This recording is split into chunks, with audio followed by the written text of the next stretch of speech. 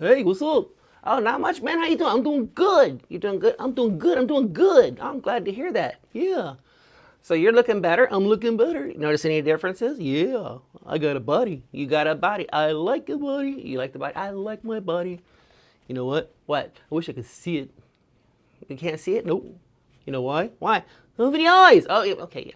We're gonna work on the face. We're gonna work on the face, and we gotta give you a neck. Welcome back, everybody out there in YouTube world. I'm Charles, and thanks for coming back to another episode of Relax. It's just foam. In today's episode, we are going to continue where we left off, and this time we focused on making the foam body for our puppet. So we were able to get a really nice little body for this guy. Give me a modeling pose. See? Got a really nice body for him. He looks good. And today's episode is all about how we made this using, we used some 1-inch foam, some fake fur that we picked up at some fake fur that we picked up at Hobby Lobby, and a little bit of Antron fleece for the inlay, and he turned out really good. Yeah. So without further ado, let's have a quick look. All right, let's start this video out by laying our pattern onto our piece of 1-inch foam, tracing it around, flipping our pattern over, and with the shoulder still connecting, and draw the pattern upside down, right on top of each other. Go through with our ruler, make sure our lines are nice and straight.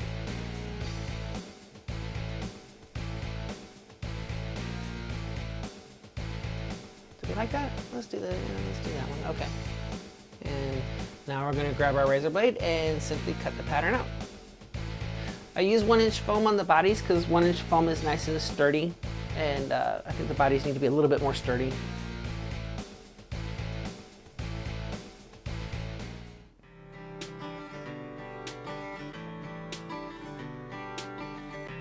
This is a pattern I designed a few years back to use in my full-size ventriloquist figures, and I just shrunk it down for this body, for this puppet, to give it a try and see how it works out.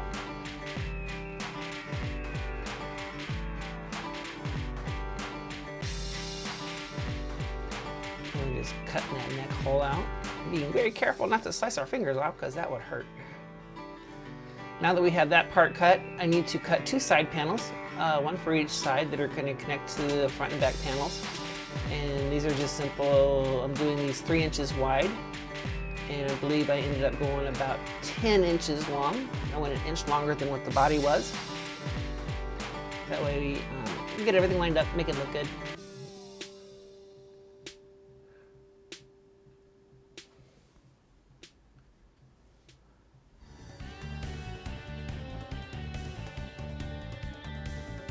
Isn't this exciting?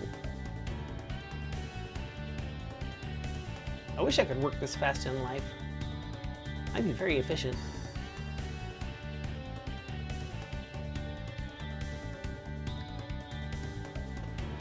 What are you doing? I'm showing how I make your body. Oh, my body, yeah. I got a body, I got a body. I know you do. I need some arms. I know you need arms. I need a face. I know you need a face. Let's trim out the second panel.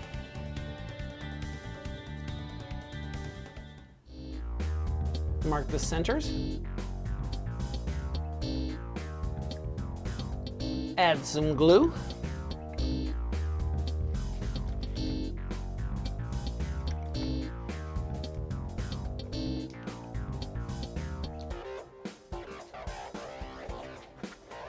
Boy, you're really fast. I know. This is cool. Not often you get to watch your creation. I know, right?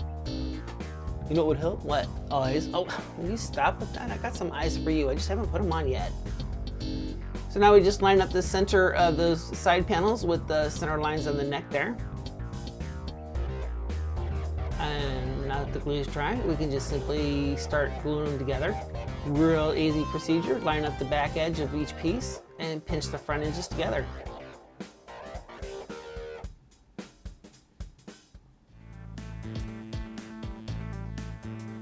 Line up that back edge, line up that back edge, and pinch the front together. And you can see. There we go. go. And we have a really nice looking puppet body. Very easy.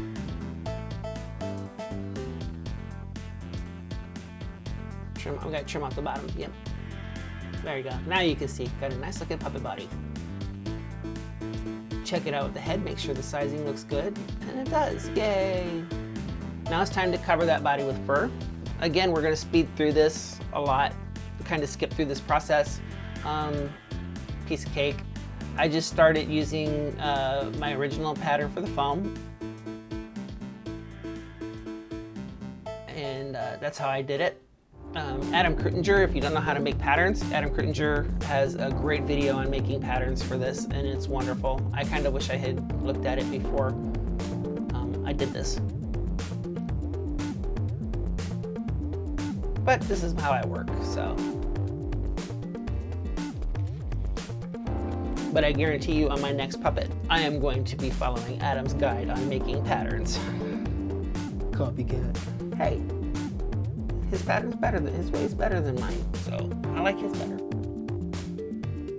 Here I just realized that if I draw it upside down, like I did the body, that yeah, the fur's gonna be going the opposite direction, so yeah, can't do that.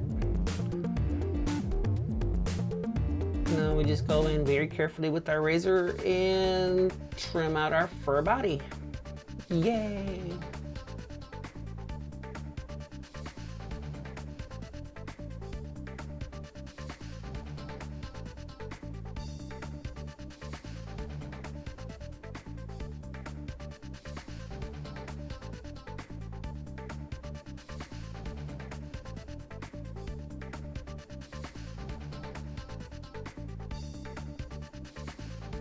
Do a rough fit. Make sure everything lines up where I wanted it, and it did. So now we're going to do the inlay for his belly, a fleece inlay in this fur. So I made my pattern, and I'm going to line it up. Secure it with a little bit of tape.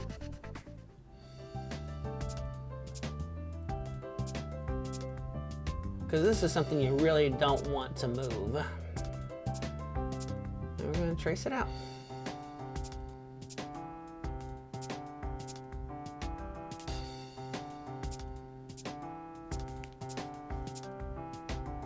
Once it's traced, we can move our pattern, clean it up, and go through with the razor blade. I initially grabbed my X-Acto knife, didn't like it, so I went back to my regular razor.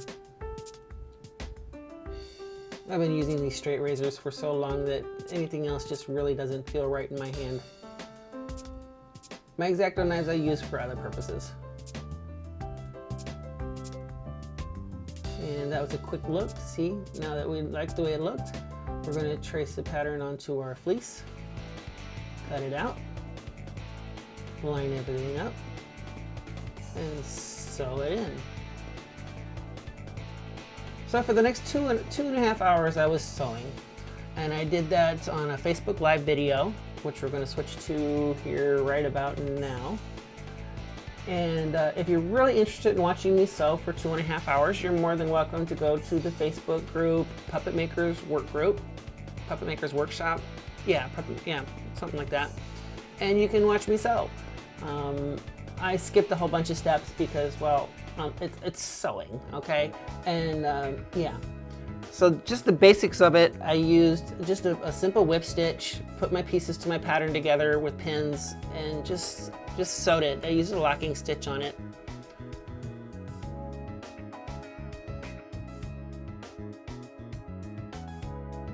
I prefer a curved needle over a straight needle when sewing, just my preference.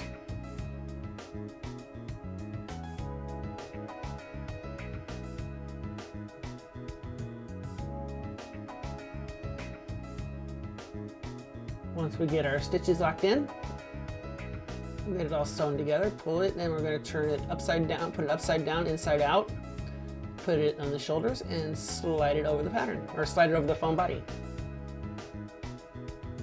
See how it looks? Check him out.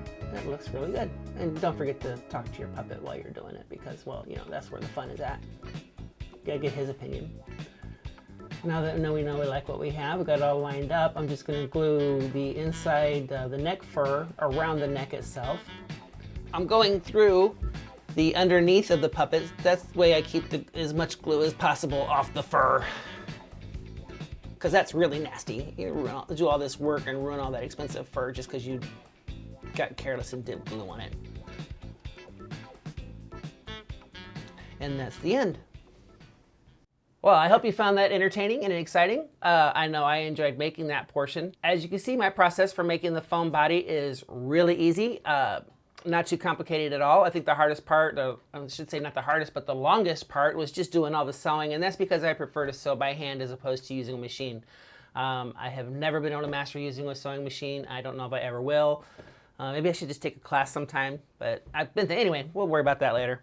But anyway, I just want to say thanks again for tuning into my channel and watching and seeing what we're doing. On the next episode, we are going to be concentrating on, well, I don't really want to tell you, but I'll just give you a hint. I think you're going to find it kind of handy. Bad pun? Okay. Sorry. So yeah, so please tune in next week. Don't forget that if you liked the video, please subscribe to the channel. Channel's growing. Every week I'm getting a few more subscribers, and I'm really appreciating it. I get flattered and excited every time I see a new subscriber on there. Our views are going up, so we really like that. Spread the word. As usual, you can find me if you have any questions about what we've done here. You want to talk about puppet building, anything puppetry related. You want to chat with me, I can be found on Facebook at Puppet Makers Workgroup, and also on Krutinger's tutorial page. If you remember that, hey, hit me up, let's talk. As you saw in the video, sometimes I do live feeds and record those, and we'll include them in here. So anyway, hey, have a great day, and we will see you next week. Talk to you later. Don't forget to hit like and subscribe.